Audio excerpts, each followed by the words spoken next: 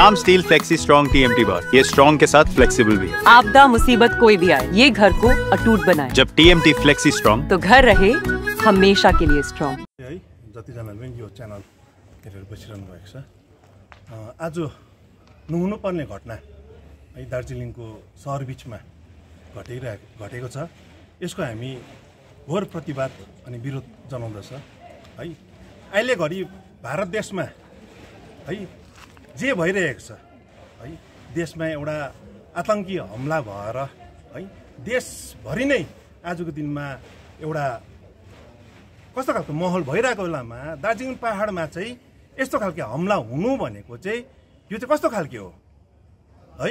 अब यो भनेको 313 जनाको शिक्षकहरूको विषयमा है सुदन भाइले जुन विषयमा उहाँले हाइकोर्टमा गएर है हाम्रो भाइ बहिनीको निम्ति उहाँले बोलिरहनु भएको थियो है। यस विषयमा चाहिँ आएर चाहिँ यो खालको हमला हुनु भनेको चाहिँ हैन, यो गोर्खाले गोर्खालाई नै हिकाएको हो नि त हैन। यो गोर्खाको नाममा चाहिँ कलङ्क हो नि त हैन।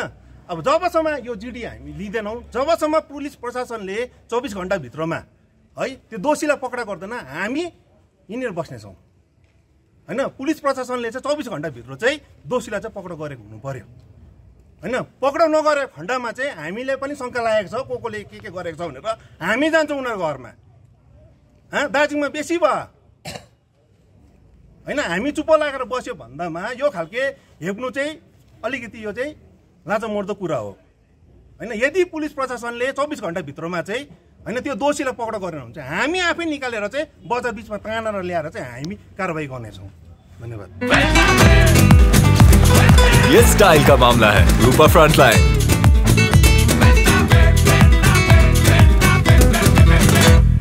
म निरज बन्तवराई, भारतीय जनता युवा मोर्चा दार्जिलिङ जिल्ला अध्यक्ष है।